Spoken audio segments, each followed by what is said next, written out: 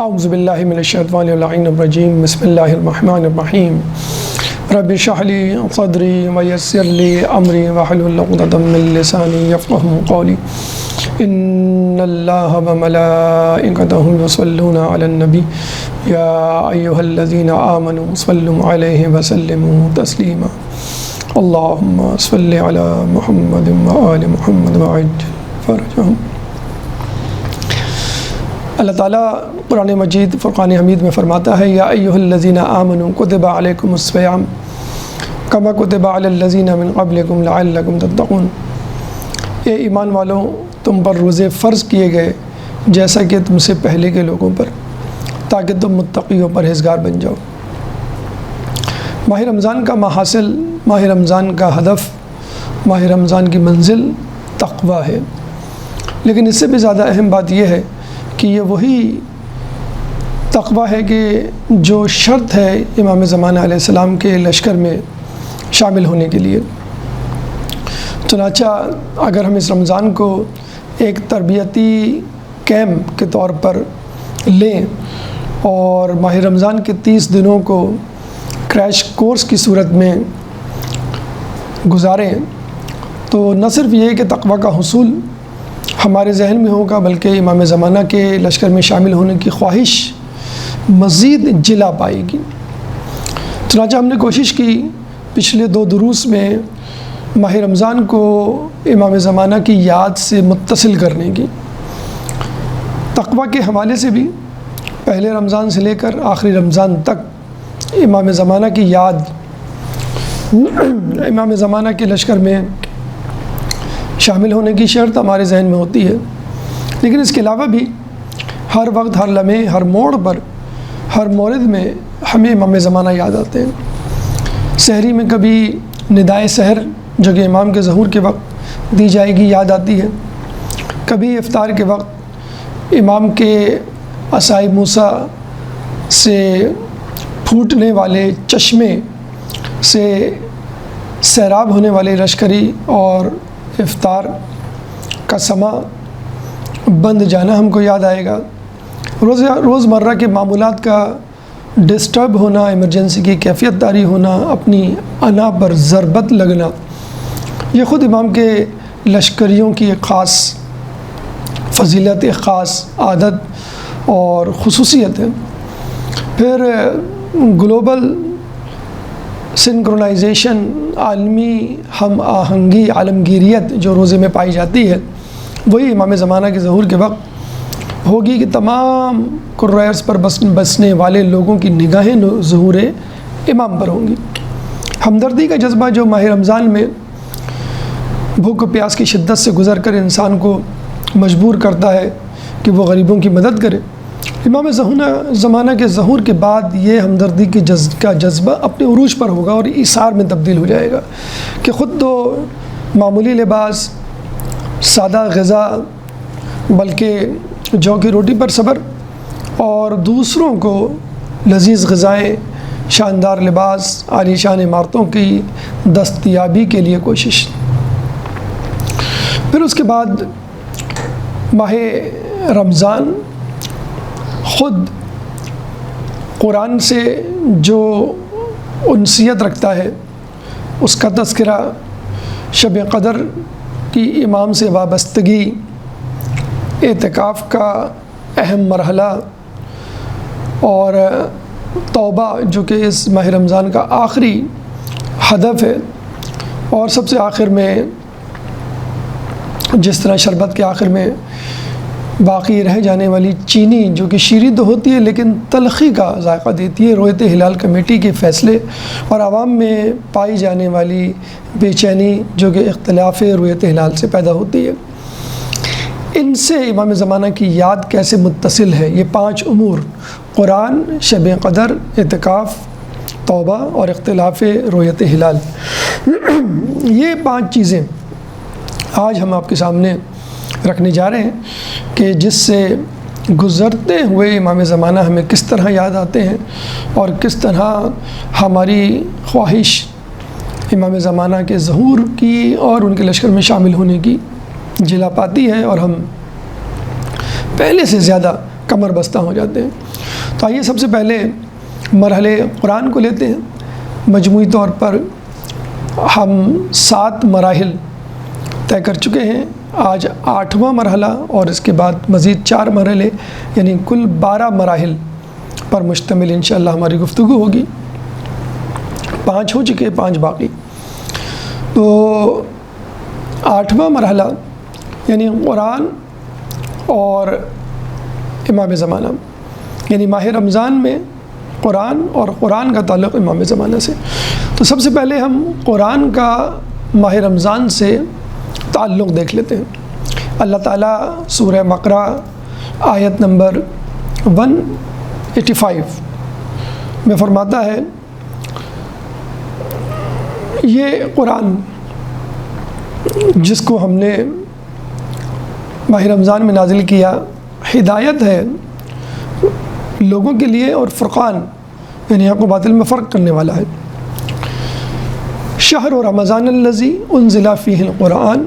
ھدی للناس بینات من الھدی والفرقان۔ ماہ رمضان وہ مہینہ ہے کہ جس میں ہم نے قرآن نازل کیا اور جو ہدایت ہے انسانوں کے لیے اور فرقان ہے، واضح ہدایات اس میں موجود ہیں، ہدایت کی اور فرقان کی یعنی حق و باطل میں تمیز کرنے کی۔ بلا شبہ قرآن ہدایت یافتہ افراد کے لیے ایک بہت بڑا معجزہ ہے، ایک اکسیر ہے، اور ان لوگوں کے لیے جو تقوی اختیار کرنا چاہتے ہیں ان کے لیے بھی۔ قرآن کے حوالے سے نان اسپیسیفکلی بتلا دیا گیا کہ یہ ماہ رمضان میں شہر رمضان الذی انزل فیہ القرآن، کہ ماہ رمضان وہ مہینہ ہے جس میں قرآن نازل ہوا۔ پھر مزید اسپیسیفائی کیا کہ انا انزلناہ فی لیلۃ مبارکہ، سورہ دخان کی آیت نمبر 3، کہ یہ وہ قرآن ہے، ہم نے قرآن کو ایک مبارک رات پہ نازل کیا، یعنی پہلے تو بتایا ماہ رمضان میں نازل کیا، پھر سورہ دخان میں بتایا ایک مبارک رات یعنی رات میں نازل کیا اور وہ رات مبارک رات ہے۔ پھر سورہ انا انزلنا سورہ قدر میں اللہ فرماتا ہے انا انزلناہ فی لیلۃ القدر، کہ ہم نے اسے یعنی قرآن کو لیلۃ القدر میں نازل کیا۔ اب مزید اللہ اسپیسیفائی کرتا ہے، مزید ایکوریٹ ہو جاتا ہے کہ یہ قرآن شب قدر یعنی جس مبارک رات کا تذکرہ اللہ تعالیٰ سورہ دخان میں کر رہا ہے، اس مبارک رات کو ڈسکلوز کر رہا ہے اور اس کا نام دے رہا ہے کہ یہ شب قدر ہے، لیلۃ القدر ہے، قدر کی رات ہے۔ اب یہاں ایک سوال ذہن میں پیدا ہوتا ہے کہ اللہ تعالیٰ نے رمضان کو ہی کیوں منتخب کیا قرآن کے لیے؟ تو حدیث میں ہے کہ ہر چیز کی ایک بہار ہے اور قرآن کی بہار ماہ رمضان۔ بہار کیا ہے؟ بہار وہ موسم ہے کہ جب درختوں پر پھول آتے ہیں اور اس کی شاخیں سرسبز ہو جاتی ہیں، یا پھلوں کے اعتبار سے ہم دیکھیں مختلف پھلوں کے مختلف موسم ہوتے ہیں۔ مثلاً کھجور کے لیے گرمیوں کا موسم، اگر پہلے ہم کھجوریں اتاریں تو کھجوریں کچی رہ جائیں گی، اور بعد میں اتاریں گرمی کا موسم گزرنے کے بعد تو وہ گل سڑ جائیں گی۔ اسی طرح انار کے لیے سردیوں کا موسم، چنانچہ ہر پھل کے لیے خاص موسم ہے، وہ اس کی بہار ہے۔ اسی طرح قرآن کے لیے بہترین موسم ماہ رمضان ہے۔ ماہ رمضان سے پہلے بھی قرآن کو پڑھا جا سکتا ہے، ماہ رمضان کے بعد بھی قرآن کو پڑھا جا سکتا ہے، لیکن جو لطف، جو ثواب، جو فضیلت، جو تفہیم ماہ رمضان میں قرآن کو پڑھ کے حاصل ہوتی ہے وہ کسی اور مہینے میں نہیں۔ ثواب کے حوالے سے اگر ہم بات کریں تو حدیث میں ہے کہ ایک آیت کا ثواب ایک قرآن پڑھنے کے برابر، یعنی عام دنوں میں آپ پورا قرآن پڑھیں اور ماہ رمضان میں فقط ایک آیت پڑھیں تو ایک آیت ایک قرآن کے برابر ہوگی۔ یہ صرف پڑھنے کا ثواب ہے۔ اگر ہم بات کریں ترجمے کی، ہم بات کریں تفہیم کی، ہم بات کریں عمل کرنے کی، تو کتنا ثواب ہوگا۔ لیکن سوال اپنی جگہ پر جوں کا تو ہے کہ ماہ رمضان ہی کیوں؟ ماہ رمضان کے علاوہ قرآن کے لیے کسی بہار کو کیوں منتخب نہیں کیا گیا بطور مہینہ؟ تو فرق کو دیکھیے کہ ماہ رمضان اور باقی مہینوں میں کیا فرق ہے۔ ماہ رمضان میں آپ بھوکے پیاسے ہوتے ہیں، اسی بھوک پیاس کو اللہ تعالیٰ نے ایک کیفیت، ایک ماحول، ایک کمفرٹ زون قرار دیا ہے قرآن کے لیے۔ حضرت موسیٰ علیہ السلام کو وحی کرتے ہوئے خدا فرماتا ہے، حدیث قدسی ہے، کہ میں نے علم کو بھوک میں چھپا رکھا ہے، لوگ اسے شکم سیری میں تلاش کرتے ہیں۔ چنانچہ بھوک میں جب قرآن پڑھا جاتا ہے تو زیادہ سمجھ میں آتا ہے کوئی بھی علم، خصوصی طور پہ قرآن، کیونکہ قرآن تمام علوم کا نچوڑ ہے، تمام علوم قرآن میں بند ہے۔ اور اس کی دلیل اور مثال ہم اس طرح بھی دے سکتے ہیں کہ باقی 3 کتابیں، زبور، انجیل اور توریت، یہ بھی قرآن میں الہامی کتابیں ماہ رمضان میں نازل ہوئیں۔ مثلا ہم توریت کو دیکھتے ہیں کہ 6 رمضان کو نازل ہوئی، انجیل 12 رمضان کو، اور زبور 18 رمضان کو، 23 کو قرآن نازل ہوا۔ اور 6 کا فرق ہے، لیکن قرآن کے نزول میں 5 دن کا فرق آ جاتا ہے، شاید اس لیے کہ 23 کو نزول کرنا ضروری تھا۔ شب قدر کی جو موسٹ پروبیبل رات ہے، ویسے تو طاق راتیں ہیں، پھر اس کے بعد کہا گیا کہ آخری عشرے کی طاق راتیں، پھر کہا گیا 19، 21،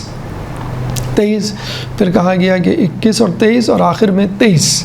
شب جہنی بھی کہتے ہیں کہ ایک شخص جو مدینے سے دور رہا کرتا تھا رسول کے پاس آیا اور کہا کہ میں فقط ایک دن آ سکتا ہوں،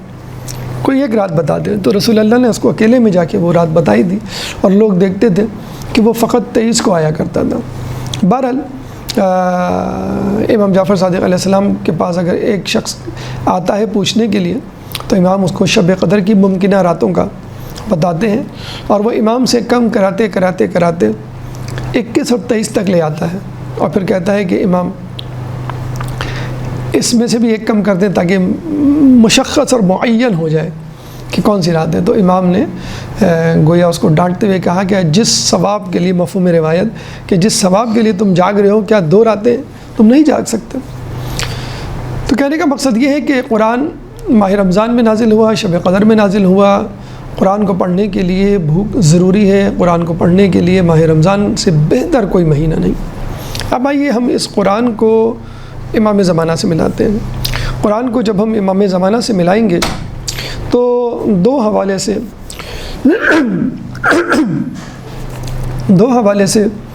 ہم اس کو نسبت دے سکتے ہیں، علمی نسبت اور عملی نسبت۔ علمی نسبت اگر ہم دیں تو جیسے کہ آپ کو معلوم ہے کسی بھی کتاب کو پڑھنے کے لیے ایک استاد کی ضرورت ہوتی ہے، اور جتنی مشکل کتاب ہوتی ہے اتنا زیادہ ضروری ہو جاتا ہے استاد کا ہونا۔ تو قرآن سے زیادہ ضروری، امپورٹنٹ، سگنیفیکنٹ کتاب کون سی ہوگی کہ جس کے لیے ہم استاد نہ مقرر کریں؟ اسی لیے اللہ تعالیٰ نے قرآن میں یہ اعلان کر دیا ہے کہ اگر تم کسی مشکل میں پڑھو تو اپنے سے بہتر علم والوں کی طرف توجہ کرو۔ وہ علم والے کون ہیں؟ کبھی ان کو اہل الذکر کہا گیا، کبھی ان کو راسخون فی العلم کہا گیا۔ سورہ نساء آیت نمبر 162 میں اللہ تعالیٰ فرماتا ہے فَاسْأَلُوا أَهْلَ الذِّكْرِ إِن كُنتُمْ لَا تَعْلَمُونَ، اہل ذکر سے پوچھ لو اگر تم نہیں جانتے۔ اور اہل ذکر کی اگر ہم بات کریں تو اہل بیت سے زیادہ بہتر، صحیح اور قریب ترین مصداق اور کون ہو سکتا ہے؟ پھر سورہ نساء آیت نمبر 162 فَاسْأَلُوا أَهْلَ الذِّكْرِ إِن كُنتُمْ لَا تَعْلَمُونَ، سورہ نحل کی آیت نمبر 43، سورہ نحل آیت نمبر 16، سورہ نمبر 16 چیپٹر 16 ورس نمبر 43۔ اور راسخون فی العلم یہ سورہ نساء میں ہے جو قرآن کا 4تھا سورہ ہے اور آیت نمبر 150۔ تو اعلی ذکر، راسخون فی العلم، سورہ نحل اور سورہ نساء کی بالترتیب آیات جس میں کہا گیا ہے کہ ان کی طرف رجوع کیا جائے۔ پھر حدیث ثقلین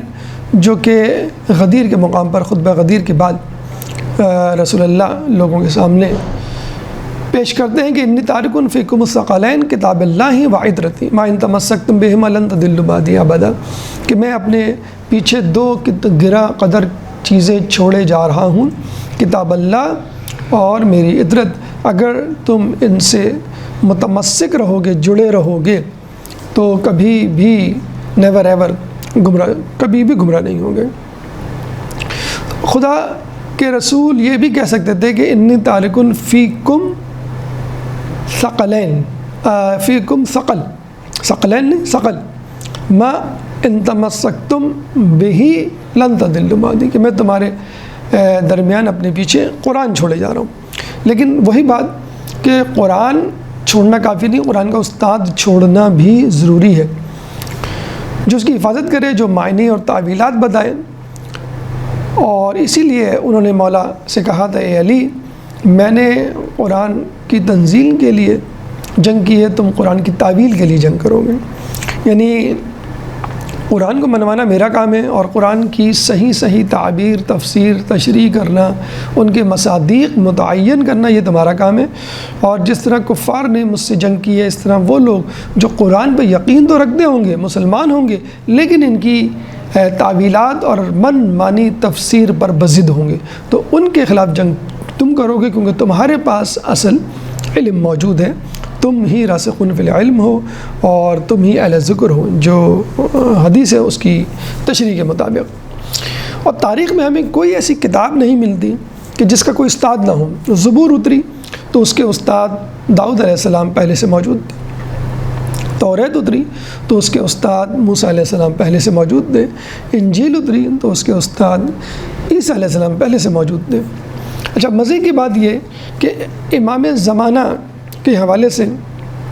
کہ وہ نہ صرف قرآن کے استاد ہوں گے، بلکہ امام باقر علیہ السلام کی حدیث کے مطابق وہ غار انطاکیہ یا پہاڑ انطاکیہ سے اصلی نسخے زبور، توریت، انجیل کے نکالیں گے۔ اہل زبور کو زبور سے، اہل توریت کو توریت سے، اور اہل انجیل کو انجیل سے فیصلے کر کے سنائیں گے، تاکہ جو لوگ پہلے گزر چکے وہ مطمئن ہو سکیں۔ تو آپ نے دیکھا کہ امام زمانہ راسخون فی العلم کے مصداق، امام زمانہ اہل الذکر کے مصداق، امام زمانہ نہ صرف قرآن کے استاد بلکہ تمام الہامی کتابوں کے بھی استاد۔ چنانچہ امام زمانہ یا ہر زمانے کی حجت کو قرآن کا استاد مانتے ہوئے ان سے مفاہیم طلب کرنا بہت زیادہ ضروری ہے۔ تو یہ تو بات ہو گئی بطور استاد امام کا قرآن سے تعلق، علمی یا نظریاتی تعلق۔ عملی تعلق کے لیے ہم دیکھتے ہیں کہ امام زمانہ کی پیدائش، بلکہ اس سے بھی پہلے، پھر پیدائش کے بعد، پھر ظہور، ہر جگہ اور ظہور کے بعد بھی جو واقعات گزر چکے، جو واقعات گزریں گے، امام زمانہ کی ہر ادا، ہر عمل قرآن سے پر ہے۔ جب آپ کی ولادت ہونے والی ہوتی ہے تو بی بی حکیمہ خاتون، آپ کی پھوپھی، سورہ یاسین، سورہ فصلت اور سورہ قدر کی تلاوت کرتی ہوئی نظر آتی ہیں۔ جب آپ کی ولادت ہو جاتی ہے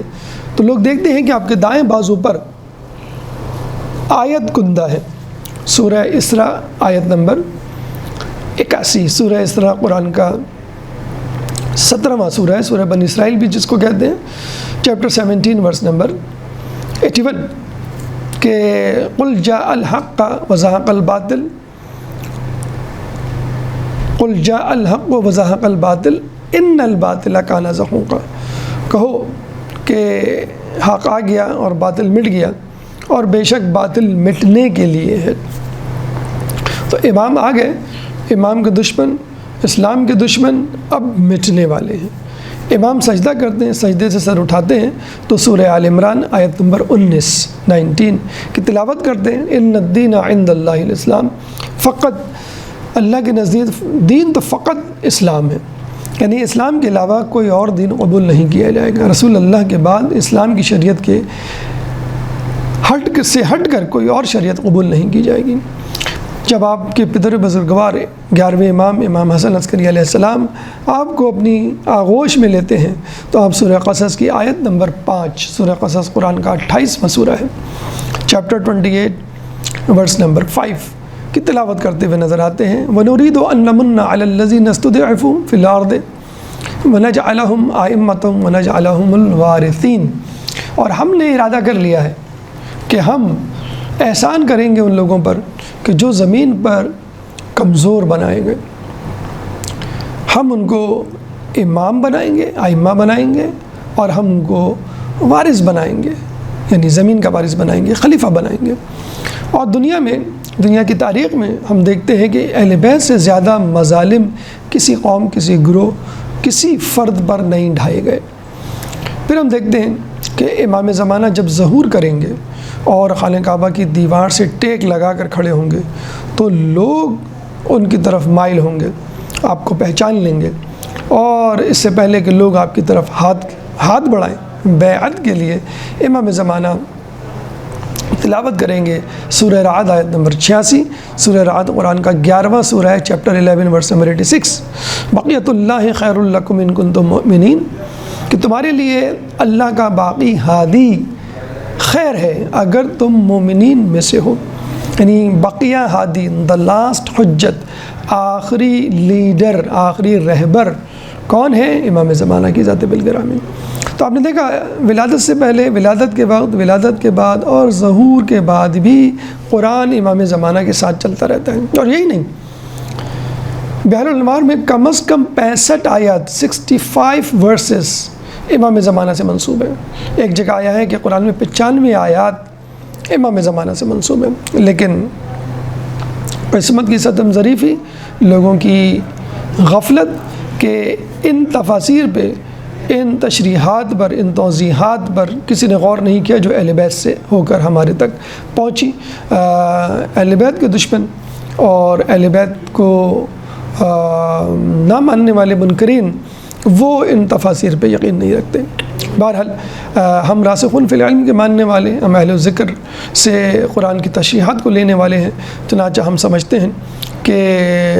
یہ کیسے ممکن ہے اللہ تعالیٰ انبیاء کا تو تذکرہ کرے لیکن ائمہ اور خصوصی طور پہ آخری حجت جو قرآن کی محافظ ہے اس کا تذکرہ نہ کرے۔ تو قرآن ماہ رمضان سے جڑا ہوا ہے اور قرآن اہل بیت کی آخری حجت امام زمانہ سے جڑا ہوا ہے۔ ہماری ذمہ داری کیا ہے؟ ہماری ذمہ داری یہ ہے کہ جب ہم اس قرآن کی تلاوت کریں، یقیناً ایک آیت کا ثواب ایک قرآن پڑھنے کے برابر ہے، تو اس کے معنی و مفہوم پر بھی توجہ کریں اور معنی و مفہوم کو اہل بیت کی دی گئی روایات اور تعلیمات سے اخذ کریں، اپنے قیاس پر قیاس ابلیس کی طرح عمل نہ کریں، اپنے معنی اور مفاہیم تلاش نہ کریں۔ دوسری بات کہ جس طرح الفاظ تو سامنے ہوتے ہیں لیکن تفسیر پس پردہ اور مخفی ہوتی ہے، بالکل اسی طرح قرآن تو ہمارے سامنے ہے، اس کا پڑھانے والا یعنی استاد امام زمانہ آخری حجت ہم سے مخفی، ہم سے غیبت میں ہے، لیکن وہی زیادہ اہم ہے کیونکہ قرآن کے ہوتے ہوئے، قرآن کے الفاظ کے ہوتے ہوئے ہمارے ہاں 73 فرقے بن گئے، 73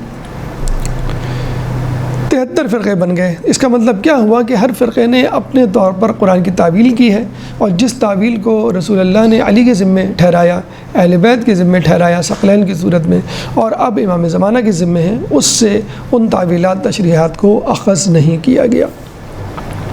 اور سب سے اہم بات وہ یہ کہ قرآن چاہے جتنا حفظ کر لیں، آپ کتنے ہی بڑے حافظ کیوں نہ بن جائیں، آپ قرآن کے محافظ کے برابر نہیں ہو سکتے۔ اس لیے ہم دیکھتے ہیں کربلا کے میدان میں 3000 حافظوں نے ایک محافظ قرآن کو گھیرا ہوا تھا۔ قرآن کا حفظ کرنا اور ہے اور قرآن کی حفاظت کرنا اور ہے۔ اللہ تعالیٰ ہمیں قرآن کی تلاوت، اس کے مفہوم سے آشنائی، اہل بیت کی تعلیمات کی روشنی میں اور قرآن پڑھنے کا حقیقی حق ادا کرنے کی توفیق عطا فرمائے۔ 8واں مرحلہ ہمارا اختتام کو پہنچا۔ اب آئیے 9ویں مرحلے پہ، یعنی شب قدر اور امام زمانہ۔ شب قدر کہ جس کے لیے اللہ تعالیٰ سورہ انا انزلنا میں فرماتا ہے انا انزلناہ فی لیلۃ القدر، کہ ہم نے قرآن کو شب قدر نازل کیا، لیلۃ القدر میں نازل کیا، یعنی اسپیسیفکلی ایکوریٹلی۔ اگر تم کو شب قدر مل جائے تو قرآن پہ توجہ دینا کہ جو شب قدر میں ایسی حیثیت رکھتا ہے جیسے انگوٹھی میں نگینہ، اور شاید بتلانا یہ بھی مقصود تھا کہ شب قدر جو مقدرات کی رات ہے، نصیب کی رات ہے، تقدیر کی رات ہے، قسمت کی رات ہے، تو یہ قسمت، یہ تقدیر قرآن پڑھنے والوں کو اچھی صورت میں ملے گی۔ جو قرآن پہ عمل کرتے ہیں ان کو ان کا مقدر اچھی شکل میں ملے گا، ان کے نصیب جاگیں گے اور ان کی قسمت سنورے گی کہ جو قرآن کو پڑھتے ہیں اور اس پہ عمل کرتے ہیں۔ عمل سے زندگی بنتی ہے جنت بھی جہنم بھی، یہ خاکی اپنی فطرت سے نہ نوری ہے نہ ناری ہے۔ تو مقدر بنانا ہے، نصیب بنانا ہے، قسمت آزمانا ہے تو قرآن کو پڑھیں اور اس پہ عمل کریں۔ پھر اللہ فرماتا ہے دوسری آیت میں وما ادراک ما لیلۃ القدر، تمہیں کیا معلوم لیلۃ القدر کیا ہے؟ یعنی تم درک نہیں کر سکتے، کچھ چیزیں انسان کی فہم و فراست سے باہر ہوتی ہیں۔ شب قدر ان میں سے ایک ہے۔ پہلی بات تو یہ ہے کہ اس کا معین اور مشخص ہونا ہم ٹھیک درک نہیں کر سکتے، یہ ہمارے بس سے باہر ہے۔ بس ہم ممکنہ طور پہ شب قدر سمجھتے ہوئے 1 2 3 کئی راتوں کو جاگ کر اس کو تلاش کر کے کسی حد تک مطمئن ہو سکتے ہیں، لیکن مکمل طور پہ کوئی دعویٰ کرے آج شب قدر تھی، پرسوں تھی، یا 3 دن پہلے 4 دن پہلے جو میں نے گزاری اس دن تھی، یہ کوئی نہیں کہہ سکتا۔ اور دوسری جانب سے ہم اس کا اجر بھی معین نہیں کر سکتے، ایک تو مشخص نہیں کر سکتے کون سی رات شب قدر ہے، اور دوسری بات یہ ہے کہ اجر کیا ہے یہ ہم کو نہیں معلوم ہو سکتا۔ ہاں اللہ تعالیٰ نے ایک اشارہ دے دیا ہے اس سے آگے والی آیت میں کہ لیلۃ القدر خیر من الف شہر، لیلۃ القدر جو ہے 1000 راتوں 1000 مہینوں سے بہتر ہے۔ اچھا، عربی میں 1000 کہہ تو دیا اللہ تعالیٰ نے، لیکن 1000 کا مطلب 1000 نہیں، کیونکہ خود اللہ کہہ رہا ہے خیرم، یعنی بہتر ہے۔ اب وہ 1000 کے بعد 1001 1100 2000 3000 4000 ہمیں نہیں معلوم، ملین جو کہ عربی کا تو لفظ نہیں ہے لیکن مستعار لیا گیا ہے۔ عربی میں میکسیمم گنتی الف یعنی 1000 ہے، اور شاید اللہ تعالیٰ نے اسی لیے الف کہا کہ اس سے آگے کی گنتی نہیں ہے۔ ہاں 2 الف 3 الف 4 الف 10 الف جتنے بھی ہم بڑھاتے چلے جائیں۔ اچھا، اس کی بھی ایک تعویل سن لیجئے کہ خیر من الف شہر اگر ہم منیمم طور پہ اس کو الف مان لیں یعنی 1000 مہینے، تو کہتے ہیں کہ اصحاب کے سامنے ایک بنی اسرائیل کے مجاہد کا تذکرہ کیا گیا، شمعون، کہ جو 1000 مہینے تک زرہ جنگی لباس جو کہ لوہے کا ہوتا ہے پہنا رہا اور مختلف جنگوں میں حصہ لیا۔ جس طرح ہم کرکٹ میں دیکھتے ہیں نا، پیڈ لگا کے کھلاڑی بیٹھے رہتے ہیں، اس کا مطلب ہے کہ یہ کھلاڑی جو پیڈ لگا کے بیٹھا ہے he will be the next, he is ready to go to the pitch to the ground, تو وہ ہر وقت تیار رہتا تھا شمعون زرہ پہنے ہوئے، جب بھی کوئی جنگ ہوتی ہے وہ فوراً سب سے پہلے پہنچ جاتا ہے۔ تو صحابہ رشک کرتے تھے کہ ہمیں تو جنگوں کا سامنا کبھی کبھی ہوتا ہے، اور جب جنگ ہوتی ہے تبھی زرہ، وہ بھی وہ جس کو مہیا ہو، دستیاب ہو۔ تو اس رشک کو دور کرنے کے لیے اللہ تعالیٰ نے روایتوں میں آیا ہے کہ خیر من الف شہر کہا کہ اگر تم اس شخص پہ رشک کر رہے ہو تو وہ ثواب تم بھی کما سکتے ہو اگر تم شب قدر میں عبادت کرو۔ پھر اس کے بعد ہم دیکھتے ہیں کہ اللہ کے رسول لوگوں کے سامنے جب بنی اسرائیل کے 4 عابدین کا تذکرہ کرتے ہیں کہ جنہوں نے 1000 مہینے تک صرف نیکی کی، کوئی گناہ کا کام نہیں کیا، حضرت ایوب علیہ السلام،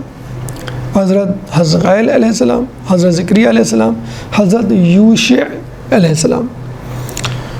ایوب علیہ السلام، حزقیل علیہ السلام اور یحییٰ علیہ السلام تو نبی تھے، اور یوشع جو ہے وہ وصی تھے موسیٰ علیہ السلام کے۔ تو اس پہ بھی ان کو رشک ہوا کہ 1000 مہینے تک مسلسل عبادت، اور ایسی عبادت کہ کوئی بھی گناہ نہیں، تو اللہ تعالیٰ نے شب قدر نازل کی کہ اس شب قدر کو تلاش کر کے اس شب قدر میں جاگ لو، مسلسل عبادت کرو، کوئی گناہ نہ کرو تو تم ان 4 عابدین کے برابر پہنچ جاؤ گے، بلکہ زیادہ، خیر من الف شہر۔ تو اس طرح صحابہ کی خواہش کو پورا کیا گیا۔ پھر رسول اللہ کو جب بتایا گیا کہ آپ کے بعد بنو امیہ 1000 مہینے تک آپ کے منبر پہ، اقتدار پہ، حکومت پر قابض رہیں گے، جو کہ اہل بیت کا حق تھا، تو رسول اللہ بڑے رنجیدہ ہوئے۔ تو رسول اللہ کی اس رنجیدگی کو دور کرنے کے لیے شب قدر نازل کی گئی کہ شب قدر میں جاگ کر رسول اللہ اس رنجیدگی کو دور کرے، کہ جس میں کہا گیا ہے کہ 1000 مہینے 1000 مہینے سے بہتر ہے۔ تو آپ نے دیکھا اِنَّا أَنزَلْنَاهُ فِي لَيْلَةِ الْقَدْرِ، ہم نے اس کو شب قدر میں نازل کیا، شب قدر کی اہمیت کو بڑھایا گیا قرآن کے نزول سے۔ وَمَا أَدْرَاكَ مَا لَيْلَةُ الْقَدْرِ، you cannot speculate, you cannot guess, you cannot figure out کہ شب قدر کتنی امپورٹنٹ، سگنیفیکنٹ اور اسپیسیفکلی کب ہے۔ پھر کہا گیا 1000 مہینے سے بہتر۔ اس کے بعد اہم ترین آیت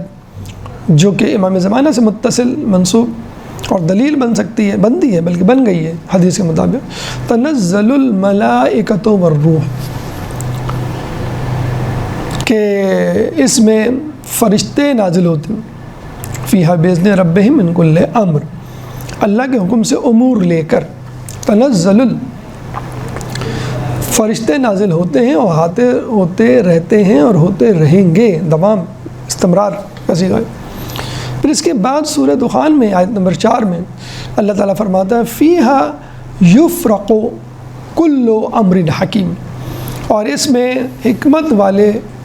امور کے فیصلے نافذ ہوتے ہیں، نازل ہوتے ہیں۔ سورہ دخان قرآن کا 44واں سورہ ہے، چیپٹر 44 ورس نمبر 4۔ اب آئیے شب قدر کی فضیلت اور اس کا تعلق رمضان سے جاننے کے بعد ہم چلتے ہیں شب قدر کا امام زمانہ سے کیا تعلق ہے۔ اگر ہم فوکس کریں اس بات پر کہ اِنَّا أَنزَلْنَاهُ فِي لَيْلَةِ الْقَدْرِ، کہ ہم نے شب قدر میں قرآن کو نازل کیا، وَمَا أَدْرَاكَ مَا لَيْلَةُ الْقَدْرِ، یعنی قیمتی چیز کو چھپایا جاتا ہے، مخفی چیز لوگوں کی نظروں سے اوجھل ہوتی ہیں، جیسے موتی سیپ کے اندر سمندر کی گہرائی میں موجود ہوتا ہے، مچھلیاں ہوتی ہیں سمندر کے درمیان، اور گھاس پھوس ہوتی ہے سمندر کی سطح پر اوپر۔ جو جتنی عام چیز ہوگی وہ سامنے ہوگی، اور جتنی قیمتی چیز ہوگی وہ out of the box, out of the focus, out of sight, جسے خود امام زمانہ کی ذات گرامی۔ تو یہ ایک مماثلت شب قدر اور امام زمانہ میں، جتنا شب قدر مخفی ہے، امام زمانہ کی شخصیت بھی مخفی ہے۔ زمانہ غیبت کی زندگی ہے، دور ہے، زمانہ غیبت کا زمانہ ہے، اور طولانی زمانہ ہے، 1190 سال تقریباً، یا 5 سال اگر ہم نکال دیں بچپن کے، تو 1185 سال کی غیبت، طولانی غیبت ہے، اور چھپی ہوئی چیزیں، اور یقیناً ایک پہلو یہ بھی ہے کہ وہ قیمتی ہیں، اس لیے ان کو چھپایا گیا ہے۔ ابھی جو آیت میں لفظ استعمال ہوا ہے تنزل، ایگزیکٹلی ترجمہ اگر کریں قریب ترین تو یہ بنتا ہے گرامر کے حساب سے انگلش میں فیوچر پرفیکٹ کنٹینیوس۔ جیسے آپ کسی سے پوچھتے ہیں کہ بھئی تم کہاں پڑھتے ہو، وہ کہتا ہے میں کراچی یونیورسٹی میں پڑھتا ہوں۔ کیا کر رہے ہیں؟ میں گریجویشن کر رہا ہوں۔ اچھا، یہ کتنے سال کا ہے؟ 4 سال کا ہے۔ تو آپ کتنے سال تک کالج جائیں گے، یونیورسٹی جائیں گے؟ I will be going to university for 4 years, یعنی میں جا رہا ہوں اور جاتا رہوں گا 4 سال تک۔ اگر ہم اس کو 4 سال ہٹا کے فار ایور لگا دیں تو میں جا رہا ہوں اور جاتا رہوں گا ہمیشہ، فار ایور۔ تو امام زمانہ کے لیے شب قدر کا اتصال کچھ اس طرح ہے کہ شب قدر میں جو امور نازل ہوتے ہیں جو فرشتوں کے ساتھ ہوتے ہیں، تنزل الملائکۃ والروح، فرشتے اور روح، روح الامین جبریل علیہ السلام کو بھی کہا جاتا ہے کہ روایت کے مطابق جو امور لے کے نازل ہوتے ہیں وہ نازل ہوتے رہیں گے۔ کب تک؟ جب تک قیامت ہے، جب تک زمانے کی حجت، اور زمانہ کبھی بھی اللہ کی حجت سے خالی نہیں ہوتا۔ کس کے پاس لے کے آتے رہیں گے؟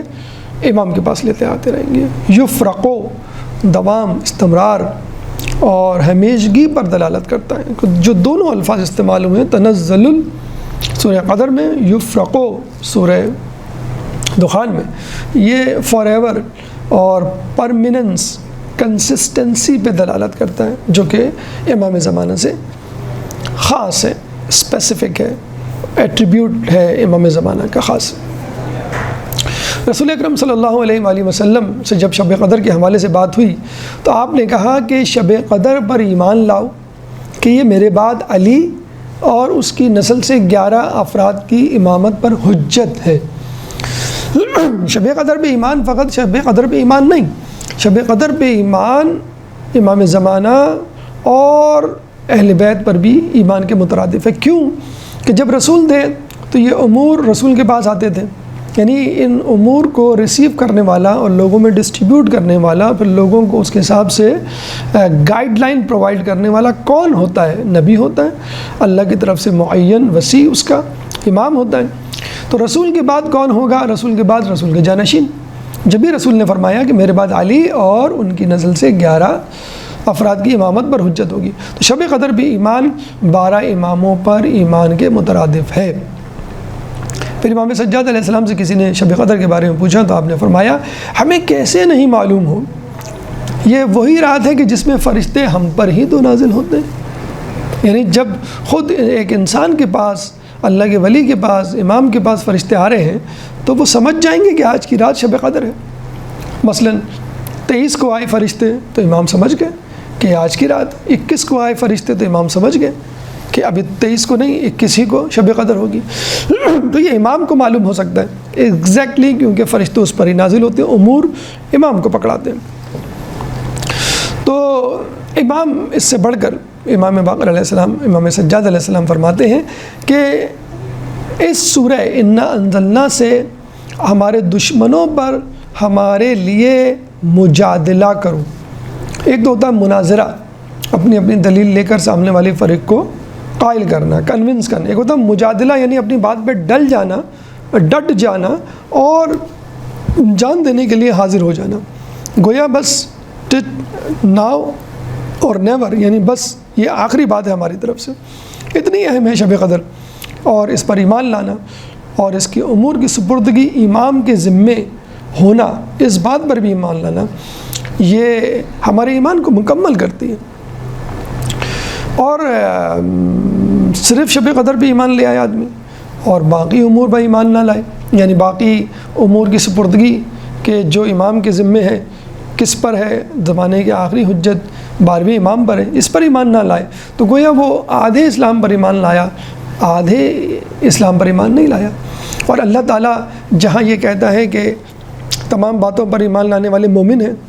اور تمام باتوں کا انکار کرنے والے کافر ہیں، وہاں پر کچھ باتوں پر ایمان لانا اور کچھ باتوں کا انکار کرنا، یہ گروہ بھی کافر ہے۔ اللہ تعالیٰ سورہ نساء آیت نمبر 150 میں فرماتا ہے وَيَقُولُونَ نُؤْمِنُ بِبَعْضٍ وَنُؤْمِنُ نَكْفُرُ، اور وہ کہتے ہیں کہ ہم بعض پر ایمان لائیں گے، بعض پر ایمان نہیں لائیں گے، بعض کو مانیں گے، بعض باتوں کو، بعض کو نہیں مانیں گے۔ اولئک ھم الکافرون، یہی وہ لوگ ہیں کہ جو کافر ہیں۔ تو اللہ تعالیٰ مکس اپ، ملاب، کسٹمائز دین پسند نہیں کرتا۔ کفر و ایمان کا ملاب بالآخر اس کو کفر بنا دیتا ہے۔ ایک گلاس مشروب میں، دودھ میں، شیریں شہد میں ایک قطرہ نجاست کا آپ ڈال دیں، ایک قطرہ، اور آپ کہیں بھائی 99.99 تو یہ شہد ہے، یہ دودھ ہے، ایک بلکہ 0.1% تو ہم نے اس میں نجاست ڈالی ہے، زہر ڈالا ہے، تو کیا آپ وہ پئیں گے؟ اس 0.1% جو 99.9 کے مقابلے میں کچھ بھی نہیں، آپ نہیں پئیں گے، آپ کی جان کو خطرہ ہے، آپ گناہ کے مرتکب ہوں گے۔ تو اسی طرح آدھے اسلام اور آدھے کفر کا ملاب تو بہت دور کی بات، آپ پورے اسلام پر ایمان لے آئیں، ایک امام پر ایمان نہ لائیں، یہ بھی کفر کے مترادف ہے۔ شب قدر پہ ایمان لائیں، ائمہ پر ایمان نہ لائیں، شب قدر پہ 11 اماموں پر ایمان لائیں اور ایک امام کو چھوڑ دیں، یہ بھی کفر کے ذمے میں آتا ہے۔ تو اللہ تعالیٰ کو اپنا بنایا ہوا دین چاہیے، لوگوں کا بنایا ہوا دین نہیں چاہیے۔ جس طرح شیطان نے کہا تھا، ابلیس نے، کہ تو صرف آدم کے سجدے کو مستثنیٰ کر دے، میں کائنات میں ایسی عبادت کروں گا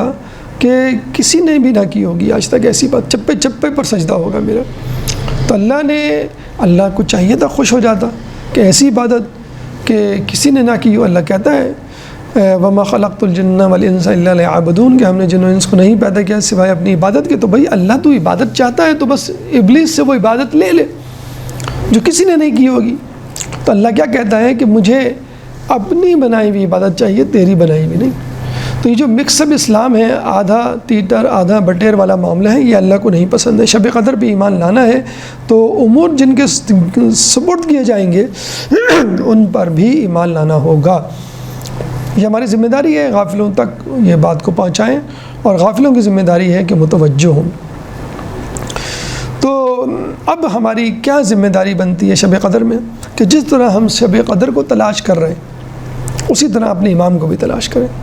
جس طرح شب قدر کی تلاش کے بعد، اس کو پانے کے بعد ہماری پیاس بجھ جاتی ہے، اسی طرح امام کے ظہور کے بعد جو تڑپ ہے امام کے لیے وہ بھی ختم ہو جائے گی۔ جس طرح 1000 مہینے کا ثواب ہم کو مل جائے گا اس سے زیادہ کا، اس طرح ہماری زندگیاں اور آخرت تمام امور جو ہے وہ استوار ہو جائیں گے۔ تو شب قدر امام سے منسلک ہے، شب قدر کی تلاش سے زیادہ امام کی تلاش زیادہ ضروری ہے، اور شب قدر پہ ایمان کے ساتھ ساتھ ائمہ پر ایمان لانا ضروری ہے۔ تمام چیزوں پر ایمان لے آئیں، اللہ پر، نبیوں پر، قرآن پر، اور کچھ امام پر اور کچھ امام پر نہیں، یہ اللہ کو منظور نہیں۔ اللہ کے رسول نے فقط امام زمانہ کے منکرین کو بھی دین سے خارج کہا ہے۔ جب امام کا تعارف کروایا، مفہوم روایت ہے کہ اس کا نام میرے نام پر، اس کی کنیت میری کنیت پر، اور اس کی دعوت میری دعوت، اس پہ ایمان لانا میرے ایمان لانے کے مترادف، اس کا انکار میرے انکار کے برابر، اس کی تصدیق میری تصدیق، اس کی غیبت پر ایمان میری نبوت پہ ایمان۔ جو اس کے آنے کے بعد اس کو جھٹلایا، اس نے گویا مجھ کو جھٹلایا، اور جو لوگ میری بات اس سلسلے میں نہیں مانیں گے وہ گمراہی کا شکار ہوں گے، اور اگر وہ لوگوں کو گمراہ کریں گے تو ان کی شکایت میں اللہ کے حضور کروں گا، اور وہ جلد جان جائیں گے کہ ان کی بازگشت کس طرف ہے۔ تو مفہوم روایت یہ ہے کہ آپ تمام چیزوں پہ ایمان لائیں، حتیٰ کہ کچھ اماموں یا 11 اماموں پر بھی ایمان لے آئیں، اور آخری حجت پر ایمان نہ لائیں، تو یہ آخری حجت کے منکرین بھی دین سے خارج ہیں۔ تو دین میں مکمل طور پہ داخل ہو جائیں۔ نؤمن ببعض ونؤمن نکفر، یہ اسلام میں نہیں ہے۔ مکمل طور پہ ہر وہ بات جو رسول نے کہی وہ ہمارے دائرہ ایمان میں داخل ہونا چاہیے انکلوسیولی۔ کوئی ایک چیز بھی ہم اپنی مرضی سے نہ لے سکتے نہ چھوڑ سکتے۔ تو خدا سے دعا ہے کہ اللہ تعالیٰ ہمیں شب قدر کو ڈھونڈنے، اس کو درک کرنے، اس کا ثواب پانے، اور جس شخص کے ذمے امور ہوں گے سپرد اس شخص پر ایمان لانے، اس کی غیبت پر ایمان لانے، اس کے ظہور کی دعا کرنے، اور اس کے لشکریوں میں شامل ہونے کی توفیق عطا فرمائے۔ اب آئیے 10ویں امر کی طرف، کہ جب ہمیں امام زمانہ کی یاد آتی ہے قرآن اور شب قدر کے بعد، 10واں موڑ یا 10واں لمحہ مورد کہ جب ہمیں امام زمانہ یاد آتے ہیں وہ اعتکاف یعنی 3 دن ماہ رمضان کے آخری عشرے میں مسجد میں لوگوں سے دور ہو کر، اپنے غیر ضروری کاموں کو چھوڑ کر فقط اللہ کے ہو کے رہ جانا۔ یہ بالکل ایسا ہی ہے کہ ہم دیکھتے ہیں کہ امتحانوں میں جب بہت کم دن رہ جاتے ہیں، گھر میں وہ ماحول نہیں بن پاتا، تو ہم کمبائنڈ اسٹڈی کے لیے اپنے دوستوں کے پاس چلے جاتے ہیں جو ہمارے ساتھ ہماری کلاس میں امتحان میں مصروف ہیں، اور ساتھ بیٹھ کے 2-3 دن دل لگا کر صبح شام ہم محنت کرتے ہیں اور امتحان میں پاس ہو جاتے ہیں۔ تو جس نے پورے سال نہیں پڑھا 1 مہینے میں پڑھ کے پاس ہو جاتا ہے، جس نے پورے مہینے نہیں پڑھا وہ 2-3 دن پڑھ کر پاس ہو جاتا ہے۔ اور اس میں بھی اگر آپ نہ پڑھیں تو پھر آپ اپنے ایمان کو چیک کریں، ری وزٹ کریں، ریویو کریں۔ چنانچہ پورے سال ہم نے نیکیاں نہیں کی، کوئی بات نہیں، ماہ رمضان میں کر لیجئے، اللہ نے آپ کو موقع دیا۔ ماہ رمضان میں نیکیاں نہیں کی، آخری 3 دن اعتکاف کر کے صبح شام اوور ٹائم لگا کر اللہ تعالیٰ کے ہو جائیے، اور تلاش کیجیے اپنی مغفرت کو، اور آئندہ کے لیے جو ہے کمر بستہ ہو جائیے۔ تو امید ہے کہ اللہ تعالیٰ آپ پہ جو ہے وہ رحم کھائے گا۔ اب اس کو امام زمانے سے اگر ہم ملائیں تو اس طرح ملائیں گے کہ آخری زمانے میں جب امام نے فتنہ و فساد کا تذکرہ کیا تو فتنہ و فساد کے حوالے سے کہا کہ اس زمانے میں مرد کا اپنے گھر میں بیٹھ جانا صحیح ہوگا یا لوگوں کا تجرد کی زندگی گزارنا جائز ہو جائے گا۔ ہاں، ہمارے یہاں تجرد یا زمانے سے کٹ کے زندگی گزارنا جائز نہیں، لیکن جب فتنے فساد کی بہتات ہوگی، ایک جگہ تو یہ آیا ہے آخری زمانے کے حوالے سے، رسول اللہ اکرم صلی اللہ علیہ وآلہ وسلم نے فرمایا کہ جو شخص اپنی گھر کی کھڑکی سے باہر نکل کر فتنوں کو دیکھنے کی کوشش کرے گا، فتنہ اس کو بھی اچک لے گا۔ اب ہم یہ سوچتے تھے کہ یہ کیسا فتنہ ہوگا جو فقط گھر کی کھڑکی سے جھانکنے پر انسان کو اچک لے، تو پتہ چلا کہ کھڑکی کو انگلش میں ونڈو کہتے ہیں، اور جب ونڈو 90 آئی، ونڈو 99، پھر ونڈو 10، ونڈو XP، تو پتہ چلا یہ وہی ونڈو ہو سکتی ہے، ممکن ہے کہ جس کے ذریعے ہم دنیا بھر کو دیکھتے ہیں، جس کے ذریعے ہم ضروری چیزوں کو دیکھتے ہیں، لیکن بعض اوقات انجانی چیزیں، انوانٹڈ مٹیریل یا غیر ایمانی، ایمان کو زائل کرنے والا مواد بھی ہماری نظروں کے سامنے آ جاتا ہے، اور لمحے بھر میں بعض اوقات ایمان زائل بھی ہو جاتا ہے۔ انسان رات کو کوئی مجلس، کوئی درس، کوئی اچھی بات دیکھنے کے لیے، پڑھنے کے لیے، سننے کے لیے کمپیوٹر کو آن کرتا ہے، اسکرین کو، اور صبح تک وہ پنگ ڈنڈیوں میں بھول کر اپنا راستہ گم کر دیتا، اپنی منزل کھو دیتا ہے، اور صبح جب اٹھتا ہے تو اس پہ غسل توبہ واجب ہو چکا ہوتا ہے۔ تو انسان، یہ وہی زمانہ ہے کہ جس کے لیے رسول نے فرمایا کہ انسان صبح مومن، شام کو کافر، شام کو مومن، صبح کافر۔ یعنی اس طرح ایمان بدلے گا کہ جب آپ بیٹھے ہیں تو گویا مصلی پہ بیٹھے ہیں، جب اٹھے ہیں تو گویا شراب خانے سے اٹھ کے جا رہے ہیں۔ تو آخری زمانے میں فتنہ و فساد اتنا زیادہ ہوگا کہ تجرد کی زندگی خود مردوں کا، جن کے لیے ضروری ہے کہ وہ باہر نکلیں، کسب معاش کریں، ان تک کے لیے کہا گیا ہے کہ تمہارے لیے بہتر ہے کہ تم گھر میں بیٹھ جاؤ۔ اب ہماری ذمہ داری کیا ہے؟ اگر ہم امام کے لیے زمینہ فراہم کر سکتے ہیں تو ضرور فراہم کیجیے۔ اگر آپ سمجھتے ہیں کہ لوگوں سے ملنے سے آپ کے ایمان کے زائل ہونے کا خطرہ ہے اور عقائد میں انحراف کا خطرہ ہے، تو آئزولیشن اختیار کر لیں، گوشہ نشینی اختیار کریں، صرف ان لوگوں سے ملیں جن سے ملنا واجب ہے، گھر والے، رشتہ دار، صلہ رحمی والے افراد، آپ کی جاب، کالج، یونیورسٹی، اور اس میں بھی ان لوگوں سے گفتگو کریں کہ جو آپ کے مطلوبہ افراد ہیں، آپ کے خیر خواہ ہیں، آپ کے ایمان کو بچانے والے، یا کم از کم آپ کے ایمان کے لیے خطرہ نہیں ہیں۔ اور آج کل غالباً وہی زمانہ ہے، آپ فیس بک کو لے لیجئے، انسٹاگرام کو لے لیجئے، ڈسکارڈ کو لے لیجئے، آپ جو ہے وہ واٹس ایپ کو لے، چیٹ GPT، کسی چیز کو بھی لے لیں۔ آپ اگر سلیکٹڈ افراد، سلیکٹڈ ویب سائٹ، سلیکٹڈ امور پہ فوکس نہیں کریں گے تو آپ پنگ ڈنڈیوں میں گم ہو جائیں گے، اور آپ کو پتہ بھی نہیں چلے گا کہ آپ کا ایمان کب آپ کے ہاتھ سے گیا۔ تو ویسے بھی امام کی روایت میں ہے کہ لوگوں پہ ایک ایسا زمانہ ہے کہ عافیت کے 10 حصوں میں سے 9 حصے خاموشی اور ایک گوشہ نشینی، یا 9 حصے گوشہ نشینی، ایک خاموشی۔ بہرحال عافیت کے جو 2 جز ہوں گے، یا تو عافیت آپ کو گوشہ نشینی میں ملے گی، آئزولیشن میں، لوگوں سے کٹ کے رہنے میں، یا پھر خاموشی میں، کہ اگر لوگوں کے سامنے آنا ضروری ہے تو خاموشی اختیار کرنی ہے، اپنے عقائد کا پرچار نہیں کرنا ہے، بہت زیادہ لوگوں سے گفتگو نہیں کرنی ہے، اضافی بات نہیں کرنی ہے۔ تو یہ وہی زمانہ غالباً آ چکا ہے کہ کم از کم ہم اپنی موومنٹ اور اپنے تعلقات سلیکٹڈ لوگوں سے رکھیں کہ جن تک بات پہنچانی ہے یا جن سے بات لینی ہے، غیر ضروری افراد جو آپ کے ایمان پر حائل ہو سکتے ہیں، رکاوٹ بن سکتے ہیں یا حملہ کر سکتے ہیں آپ کی ایمان کی سرحدوں پر، ان سے آپ کو بچنا ہے۔ ایک بات اہم نقطہ ہے مہم کے طور پر کہ جب ہم اعتکاف کرتے ہیں، اعتکاف کرنے والوں کو اندازہ ہوگا کہ آخری دن خصوصی طور پہ عصر کے وقت، خصوصی طور پہ افطار کے وقت آپ کو گھر والے کتنا یاد آتے ہیں کہ بس آخری دن اعتکاف کا میں گھر کی طرف پلٹوں، گھر والوں سے ملوں، لوگوں میں بیٹھوں، دوستوں میں پہنچوں۔ اسی طرح جو لوگ عمرہ زیارت پہ جاتے ہیں 10-15 دن میں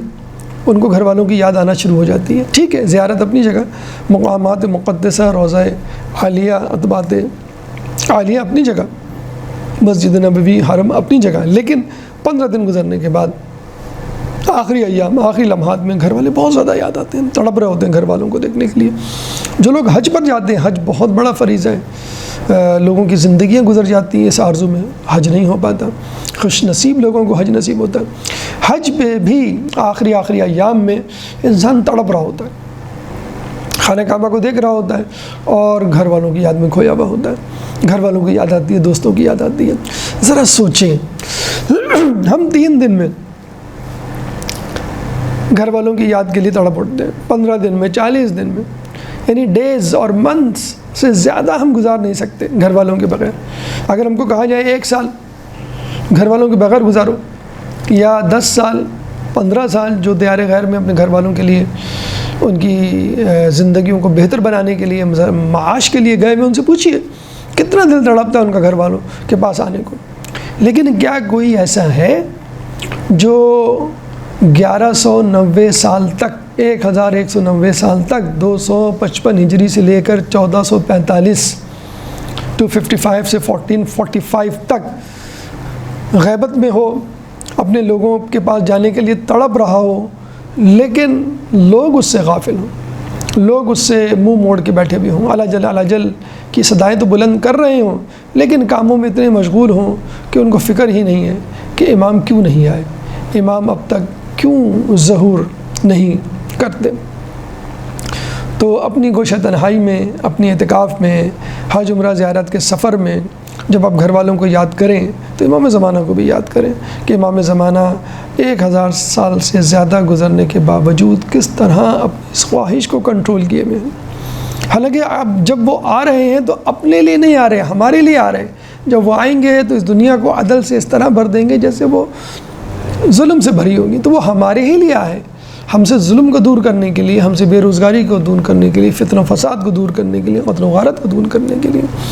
تو خدایا اس ماہ رمضان میں اعتکاف کے دوران ضرور یاد کیجیے گا کہ جس طرح میرا دل مچل رہا ہے اپنے گھر والوں سے ملنے کے لیے، کیا امام کا دل نہیں مچلتا ہوگا اپنے مومنین، اپنے پیاروں اور اپنے چاہنے والوں کی طرف جانے کے لیے کہ جو ان سے غافل ہو کر منہ موڑ کے بیٹھے ہوئے۔ اللہ تعالیٰ سے دعا ہے کہ اس ماہ رمضان میں جو لوگ اعتکاف کر رہے ہیں اور جو لوگ امام کو یاد کر رہے ہیں، ان کی دعا کو اللہ تعالیٰ قبول فرمائے امام کے ظہور کی صورت میں۔ اس کے بعد 11واں امر، 11واں موڑ، 11واں مقام کہ جب ہم امام زمانہ کو یاد کر سکتے ہیں وہ ہے توبہ۔ ماہ رمضان کو رمضان کہا ہی اس لیے جاتا ہے کہ یہ لفظ رمز سے نکلا، رمز یعنی جلانا، یہ مہینہ گناہوں کو جلا دیتا ہے، اسی لیے اس کو ماہ رمضان کہا جاتا ہے ایک روایت کے مطابق۔ پھر ہم دیکھتے ہیں کہ پہلا عشرہ رحمت کا، دوسرا عشرہ مغفرت کا اور تیسرا عشرہ جہنم سے خلاصی کا۔ پھر روایت میں آیا مفاد الجنان میں منقول کہ اللہ تعالیٰ روزانہ افطار کے وقت 1,00,000 افراد کو جہنم سے آزاد کرتا ہے۔ پھر ہر شب جمعہ ایک ساعت میں ہزاروں افراد جہنم سے آزاد ہوتے ہیں۔ پھر 29ویں رمضان کے بعد جتنے اب تک آزاد ہو چکے ہیں اتنے ہی اور آزاد ہوں گے، یعنی تقریباً یہ تعداد 60 لاکھ تک پہنچ جاتی ہے۔ یعنی اللہ تعالیٰ مومنین کو، گناہ گاروں کو تلا ہوا ہے بخشنے پر۔ یہ مومن ہے جو غافل، اسی لیے اللہ کے رسول نے نفرین بھیجی ہے۔ بہت برا جانا ہے ایسے شخص کو جو رمضان کو پائے اور اپنی مغفرت نہ کروائے۔ اور اللہ تعالیٰ تو وہ ہے کہ جو اپنے گناہ گار بندوں کو بھی عبادت گزار بندہ کہہ کر پکارتا ہے کہ کوئی بات نہیں، تم سے غلطی ہو گئی، تم تو اچھے بچے تھے، گڈ بوائے تھے، عبادت کرنے والے تھے، اللہ تعالیٰ سے مایوس نہ ہو۔ قل یا عبادی الذین اسرفوا علی انفسہم لا تقنطوا من رحمت اللہ ان اللہ یغفر الذنوب جمیعا۔ سورہ زمر آیت نمبر 53، سورہ زمر قرآن کا 39واں سورہ ہے، چیپٹر 39 ورس 53۔ قل یا عبادی الذین اسرفوا، کہہ دو کہ میرے عبادت گزار بندوں، جب تم اپنے نفوس پر زیادتی کرو، when you cross your limits, transgress the point, the border، تو اللہ کی رحمت سے قنوط یا قنوطی شخص اس کو کہتے ہیں کہ جو ہائیلی نگیٹو مائنڈڈ ہو، اتنا نگیٹو مائنڈڈ کہ کوئی امید نہ ہو اس کے دل میں بہتری کی، اسکیپٹسزم، اس کو قنوطیت کہتے ہیں اردو اور انگلش میں۔ تو اسکیپٹسزم، لا تقنطوا من رحمت اللہ، اللہ تعالیٰ سے مایوس نہ ہو، کیونکہ اللہ تعالیٰ سے مایوسی شرک کے بعد دوسرا بڑا گناہ ہے۔ اپنے سے مایوسی نہیں، اللہ سے مایوسی کہ اللہ مجھے معاف نہیں کرے گا۔ لا تقنطوا من رحمت اللہ ان اللہ یغفر الذنوب جمیعا، اللہ تعالیٰ جمیعا، اللہ تعالیٰ سے مایوس نہ ہو، کیونکہ اللہ تعالیٰ تمام گناہوں کا معاف کرنے والا ہے، ہر قسم کے گناہ۔ اللہ تعالیٰ جب حر کو معاف کر سکتا ہے، آپ کو نہیں کر سکتا۔ آپ نے سال بھر گناہ کیے، آپ نے جو ہے وہ پورے مہینے محنت کی ہے، 15 دن گزر کے 15 دن اور مزید گزرنے والے۔ حر کو تو اس دن معاف کیا جس دن اس کی شہادت، اس کا آخری دن، اس کی موت والے دن، وہ بھی چند گھنٹے بعد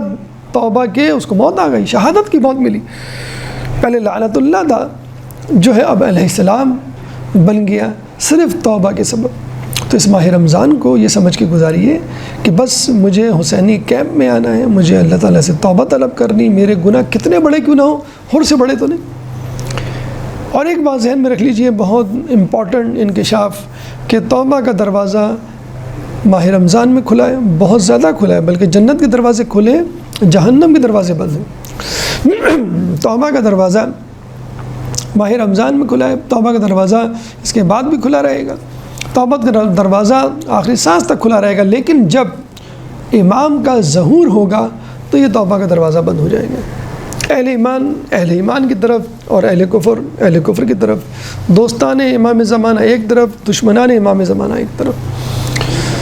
تو خدا را ہوش کیجئے، گناہوں سے پرہیز کیجئے، گناہوں سے مغفرت طلب کیجئے اللہ تعالیٰ سے، اور یہ نہ ہو کہ گناہوں میں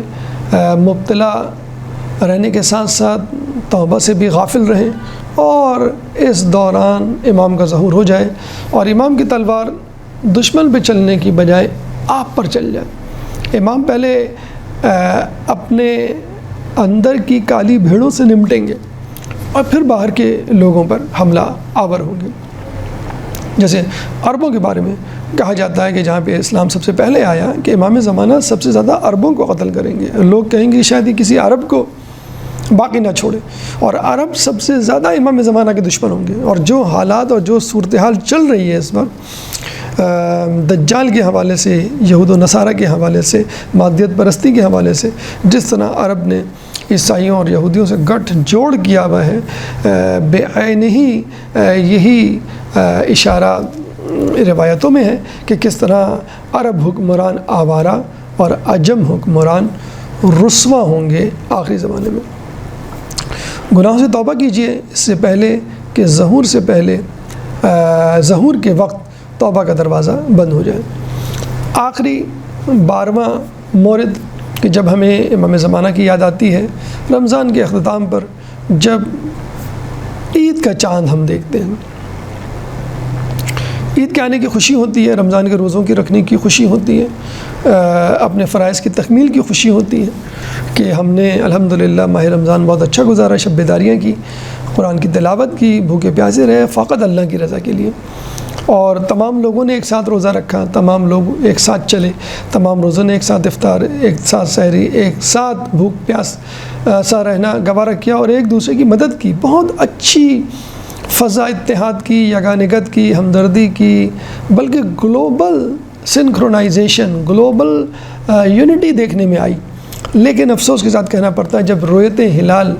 کا اعلان ہوتا ہے تو لوگ منقسم ہو جاتے ہیں، لوگ تقسیم ہو جاتے ہیں، لوگ بڑھ جاتے ہیں، گروہ در گروہ ہو جاتے ہیں، سب کا اپنا اپنا چاند۔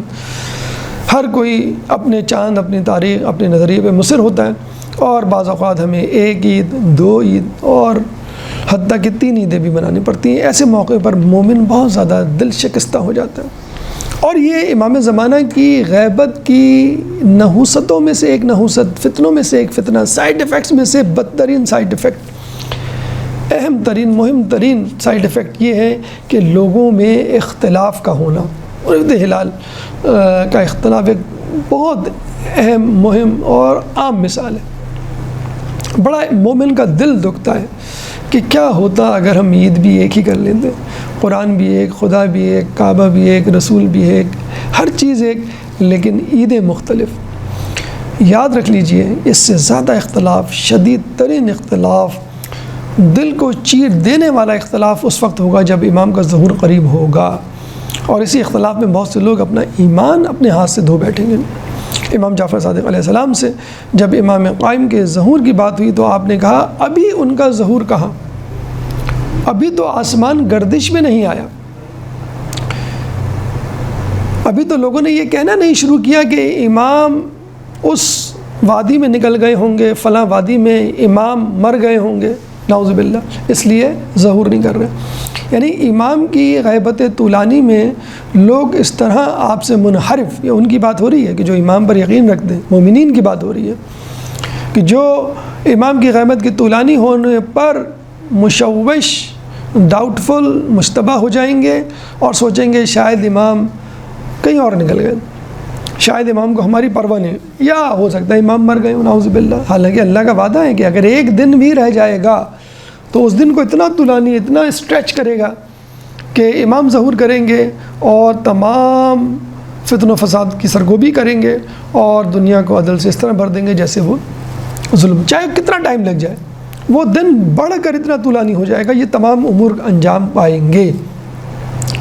تو امام نے کہا آسمان گردش میں نہیں آیا، اور لوگوں نے ابھی یہ کہنا نہیں شروع کیا کہ امام کسی وادی میں نکل گئے، امام مر گئے۔ لوگوں نے کہا یا امام، آپ نے جو لفظ کہا آسمان گردش میں نہیں آیا، آسمان کی گردش سے کیا مراد ہے؟ تو امام فرماتے ہیں مومنین کا آپس میں، مسلمانوں کا آپس میں اختلاف،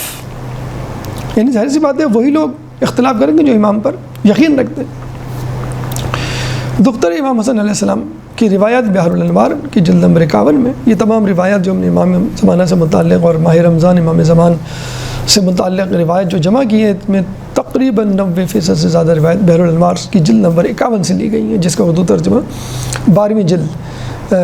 میں موجود ہے، یعنی 12 جلدیں ائمہ پر ہیں، آخری جلد بلکہ 11 اور 12ویں دونوں جلدیں امام زمانہ پر ہیں۔ 12ویں جلد میں امام زمانہ کہ ظہور سے پہلے جو علامات ظہور ہیں ان پہ ڈسکشن کیا گیا ہے، تو یہ روایتیں وہاں سے اخذ کی گئی ہیں۔ چنانچہ دختر امام حسن علیہ السلام سے جب امام زمانہ کے ظہور کی بات ہوئی تو آپ نے کہا ابھی ان کا ظہور کہاں، ان کا ظہور اس وقت تک نہیں ہوگا جب تم لوگ آپس میں ایک دوسرے سے بیزار نہ ہو جاؤ، جب تم لوگ ایک دوسرے پہ لعنت ملامت نہ کرو، جب تم لوگ ایک دوسرے پہ تھوکو نہیں، جب تم لوگ ایک دوسرے کو کافر نہ کہو، ایک دوسرے سے بیزاری، ایک دوسرے پہ لعنت ملامت، ایک دوسرے پہ تھوکنا، ایک دوسرے کو کافر کہنا، کیا نعوذ باللہ، خدا نخواستہ، یہ وقت نہیں آ گیا۔ پہلے اتحاد مسلمین، بین المسلمین کی بات ہوا کرتی تھی، اب آج کل بات ہو رہی ہے اتحاد بین المؤمنین کی۔ امام بارگاہیں بھی بٹنا اب شروع ہو گئی ہیں، لوگوں پہ لیبل لگ رہے ہیں، شروع ہو گئے کہ یہ فلاں، یہ فلاں، یہ فلاں ملک سے تعلق، اس کا فلاں ملک سے تعلق، یہ فلاں نظریے کا حامل، یہ فلاں نظریے کا حامل۔ تو جو انتشار مسلمانوں میں تھا وہ انتشار مومنین میں سمٹ کر آ گیا ہے، لیکن یہ ظہور کی نشانیوں میں سے ہے۔ تو جو لوگ یہ سمجھتے ہیں کہ بس اب کچھ نہیں ہو سکتا، ان کے لیے ایک اور خوشخبری، جب دختر امام حسن نے یہ کہا کہ تم لوگ بیزار آ جاؤ گے، ایک دوسرے سے لعنت ملامت کرو گے، تھوکو گے، کافر کہو گے، تو سننے والے نے کہا اس میں تو کوئی خیر نہیں، یعنی اس بات میں تو کوئی خیر نہیں، یعنی یہ تو بالکل ہی ڈپریسو بات ہے، بہت دل کو اداس کرنے والی بات ہے۔ تو دختر امام حسن نے فرمایا کہ ساری خیر اسی میں تو ہے کہ ان حالات میں، جب یہ حالات آ چکے ہوں گے، ان حالات میں امام کا ظہور ہوگا اور یہ ساری باتیں ختم ہو جائیں گی۔ خدا کرے کہ ظہور امام ہو جائے، یہ روز روز کا قصہ تمام ہو جائے۔ تو یہ روزانہ فتن و فساد، یہ روزانہ دنگا مشتی، یہ روزانہ سرپٹول، یہ روزانہ گریبان تک ہاتھوں کو پہنچنا، یہ روزانہ ایک دوسرے کے خلاف فتوے دینا، یہ سب امام زمانہ کے ظہور کے بعد ختم ہو جائیں گی۔ تو نے پوچھی ہے امامت کی حقیقت مجھ سے، حق تجھے میری طرح صاحب اسرار کرے، ہے وہی تیرے زمانے کا امام برحق، جو تجھے حاضر و موجود سے بیزار کرے۔ موت کے آئینے میں دکھا کر تجھے رخ دوست، زندگی تیرے لیے اور بھی دشوار کرے۔ دے کر احساس زیاں تیرا لہو گرما دے، فقر کی سان چڑھا کر تجھے تلوار کرے۔ فتنہ ملت و بیضا ہے امامت اس کی، جو مسلمان کو سلاطین کا پرستار کرے۔ اللہ تعالیٰ سے دعا ہے کہ اللہ تعالیٰ اس عید پر مسلمانوں کے اندر، مومنین کے اندر وہ جوش و ولولہ پیدا کرے، وہ ایمان کی حرارت پیدا کرے کہ جب ہم دعائے ندبہ عید کی نماز سے پہلے پڑھیں تو امام کی نظر التفات مجبور ہو جائیں، مومنین کی درخواست، مومنین کے گریہ پر لبیک کہنے کی، اور جس طرح ہم امام کے لیے لبیک کہہ رہے ہیں اپنی عیدین کی نمازوں میں اور دعائے ندبہ پڑھتے ہوئے ان کو بلا رہے ہیں، امام ہماری آواز پر لبیک کہیں اور یہ عید ہم امام زمانہ کے ساتھ منائیں۔ اللہ تعالیٰ سے دعا ہے کہ جو کچھ پڑھا اور سنا اس پہ عمل کرنے کی توفیق عطا فرما، ماہ رمضان میں تقویٰ کے حصول میں ہماری مدد فرما، ماہ رمضان میں امام زمانہ سے جڑنے کی توفیق عطا فرما، ماہ رمضان میں امام زمانہ کے لشکر میں شامل ہونے کی تیاری کرنے کی توفیق عطا فرما، جو پریشان حال ہیں ان کی پریشانی کو دور فرما، جو بے روزگار ہیں ان کو رزق حلال میں برکت عطا فرما،